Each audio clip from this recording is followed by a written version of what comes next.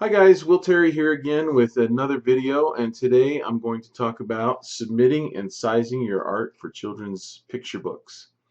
And you can always, before I get going on that, you can always contact me on my website.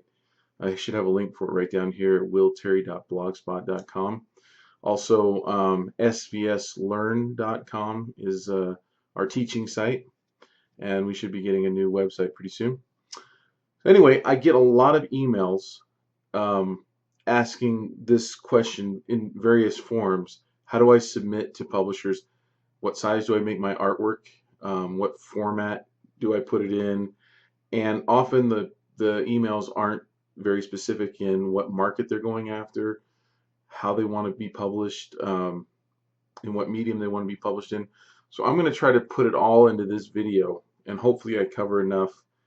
The first thing that I want to say though is if you're new to publishing, new to children's book publishing, you want to get into it, you don't know much about it, one of the best things you can do is Google SCBWI. That's S as in Sam, C as in cat, B as in boy, W as in W, and then I as in ice cream.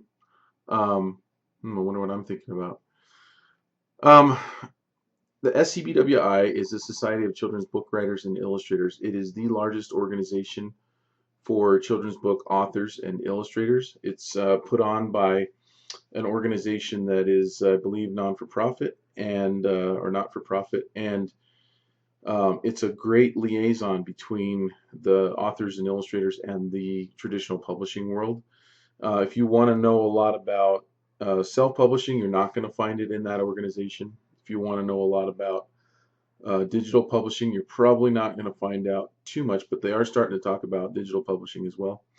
But it really is an organization. They have conferences. They have chapters in almost every state in the U.S., or at least in every major area, and they have them abroad. They're an international society, and I think they boast 20,000 members or more. I can't remember.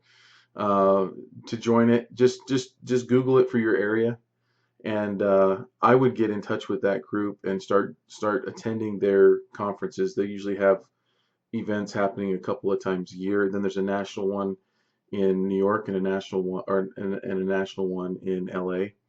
Um, and you will, if you really want to get into children's books, you're not going to just you're not going to get enough information out of this video, but this hopefully should get you started.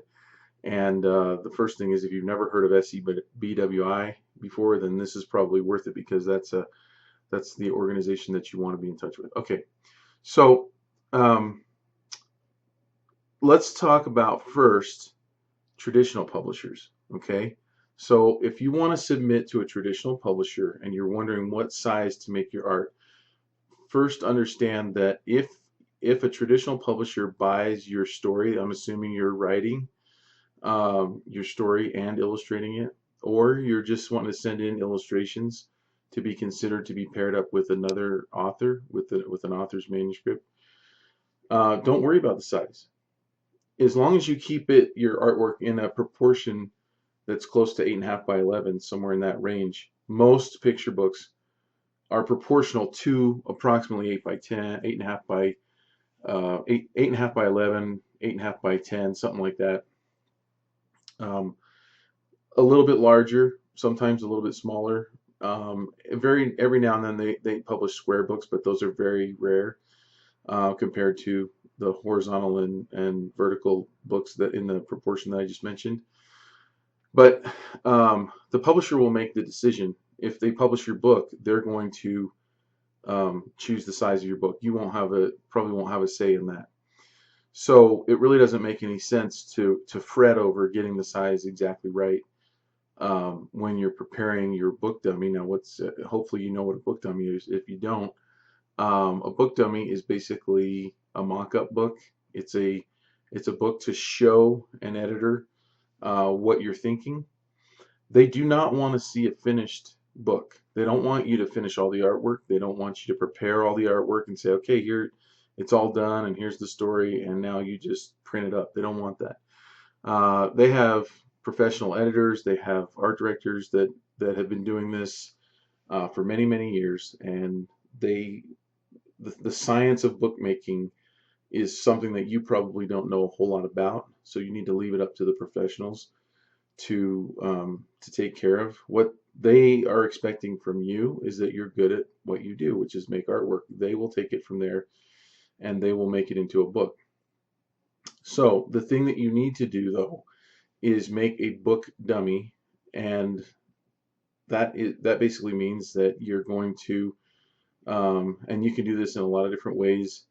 Um, it's funny because if you talk to some people, they'll say there's a right way and a wrong way. If you've been following my channel and you watched some of my videos before, you know that I don't get hung up in a right way and a wrong way to do something. The reason being is that you will always find exceptions to the rule.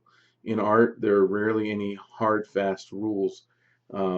And so, for instance, if you go to an SCBWI conference, um, you'll hear one editor stand up and say, I like to receive physical book dummies. You'll hear another one, meaning they want you to mail them a mock-up book. You'll hear other editors say, oh, I prefer to get a PDF book dummy. It's just quicker for me. I can look at it on my computer and I'll be done with it, and I don't have to worry about losing it or sending it back with a self-addressed stamped envelope or any of that stuff. So there is no right or wrong way to do a book dummy. There are right ways and there are probably wrong ways.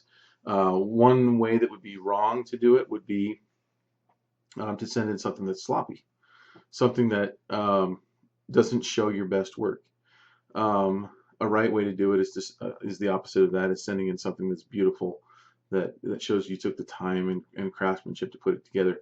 I personally prefer sending in a PDF because I think it's easier to make a nice presentation.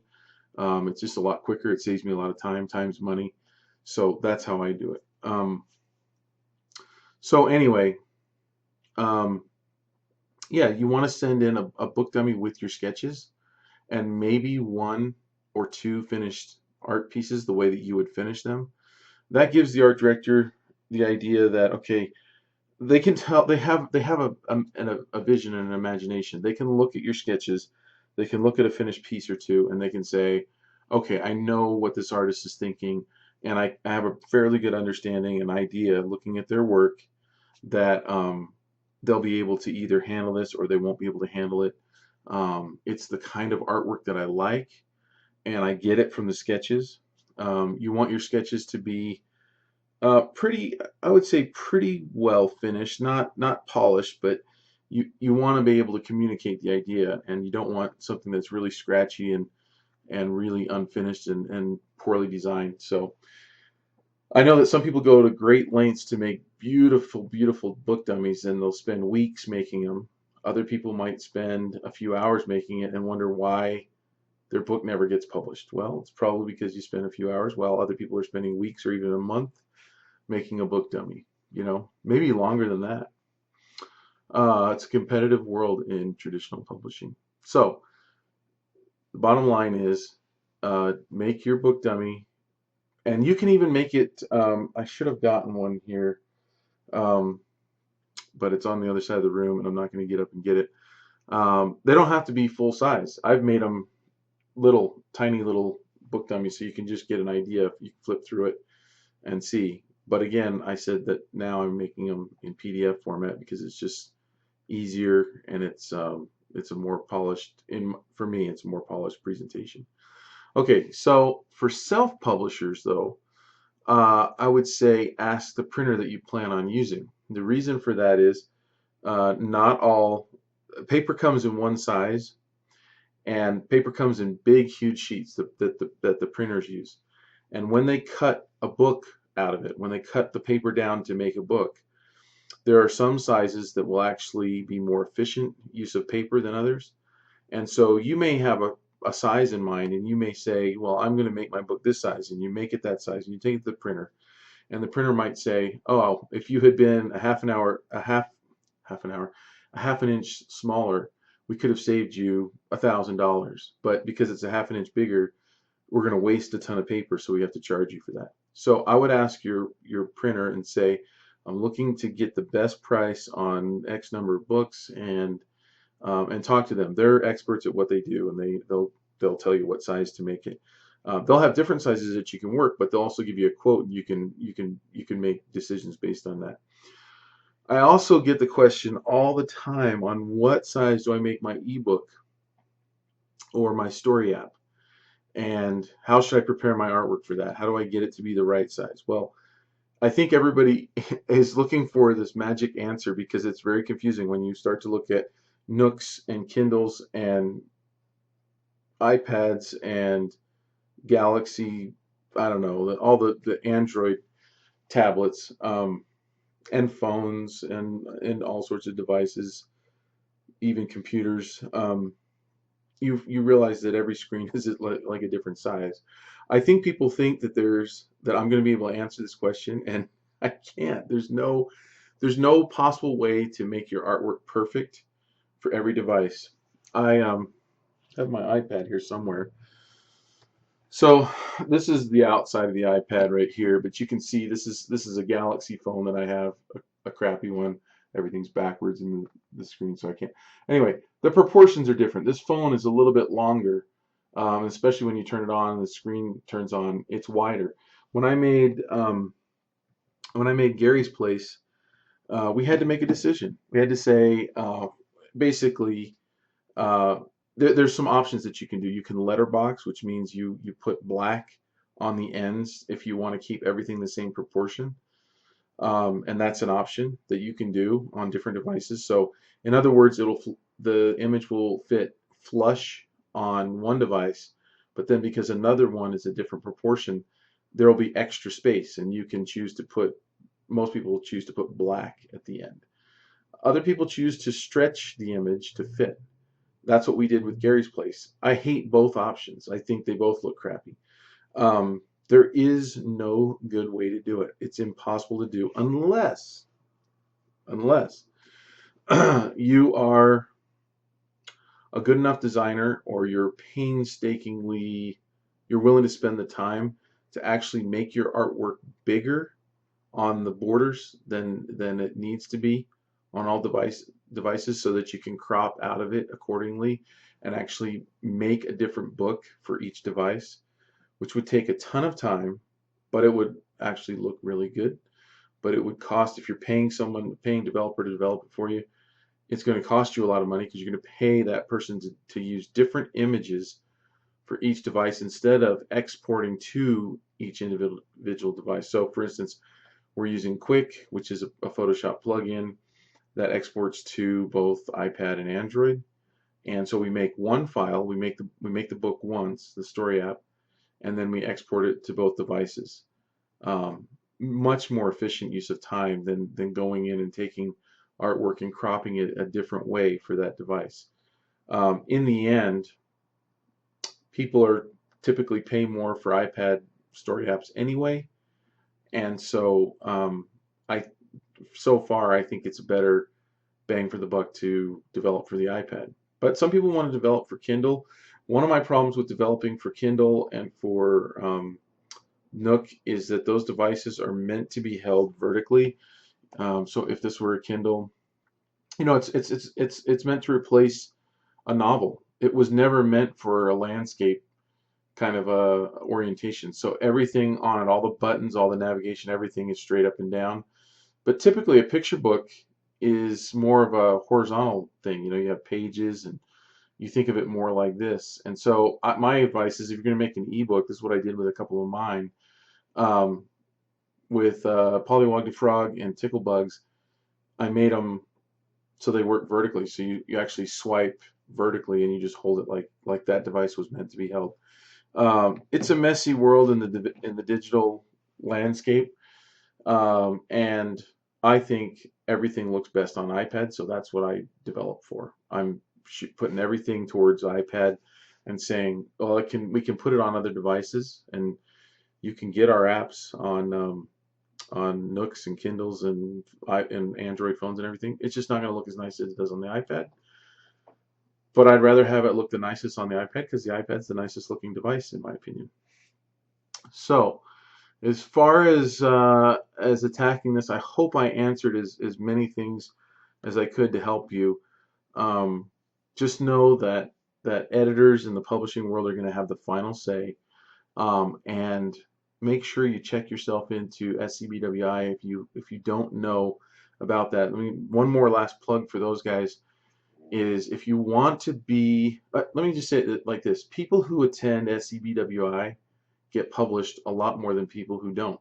I would say if you polled 1,000 people who have attended SCBWI conferences and who submit their stories to publishers, and 1,000 people who never have attended and have submitted to a publisher, you're going to find a lot more people out of that first 1,000 that have actually found an editor that will work with them and that will publish their work.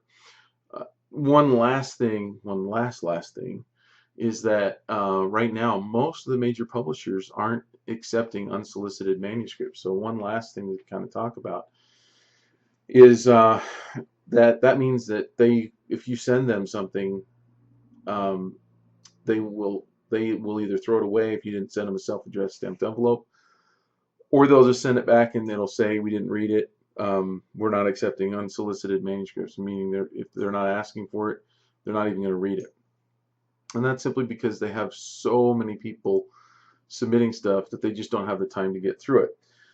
Another thing to keep in mind that right now is in the last probably 4 or 5 years, publishers have really trimmed their workforce down, and there's been a lot of layoffs. A lot of editors have been laid off.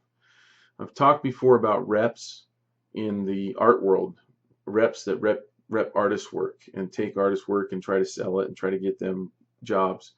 And for authors, they call those reps agents.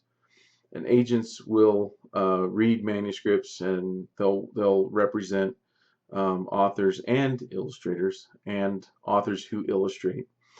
And I really feel like the day of the rep is really kind of coming to an end in a way, simply because the internet has made it possible for editors and art directors and anybody who's buying art to consume art within a few seconds. I mean, if you go to someone's online portfolio, you can click through and get a feeling of it. I can tell if someone's competent in about 3 images, even sometimes even 1 or 2 images, and I can know how far along that artist is. I know editors are the same way. They can look at a portfolio in just a few seconds, comprehend it, and know if they're interested at all or not interested at all. Writing is a lot different because it takes a lot longer to consume. You can't, in order to understand someone's story, you've got to read the whole story. It just takes a lot longer. And because because publishers have reduced their workforce so much, they're actually relying on agents more so than ever. So actually, in some ways, agents work for publishers and they do the heavy lifting of reading through what they call the slush pile, which is basically all the manuscripts that kind of get thrown in the corner because they didn't have the editors didn't have time to get through to it or read it, or they didn't even have time for their interns to read it. And so as you go through the SCBWI, you ought to be they'll have agents come in and talk. You ought to be thinking about trying to pick up an agent. The agent is probably the best way into the publisher right now.